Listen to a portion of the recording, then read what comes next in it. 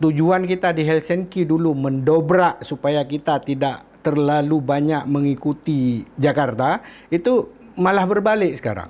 Kenapa partai lokal itu kita usulkan di dalam MOU Helsinki? Karena dengan adanya partai lokal, DPP-nya di Aceh. Tapi yang nggak enaknya, hampir semua calon kita ke Jakarta menghadap Pak Surya Paloh, menghadap Pak Prabowo. Misalnya di Solo, di Medan, kan oligarki terjadi. Kenapa? Karena orang dekat Jakarta.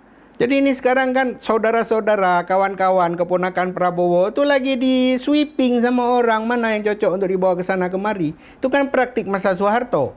Tapi salah penyelenggara, di mana penyelenggara memberikan waktu yang sangat singkat untuk mengumpulkan KTP. Sehingga kalau waktu singkat, mau tidak mau kan orang harus curang untuk dapat KTP sebanyak-banyaknya. Lembaga-lembaga keistimewaan Aceh ini bermasalah, MAA bermasalah, Wali Negro bermasalah.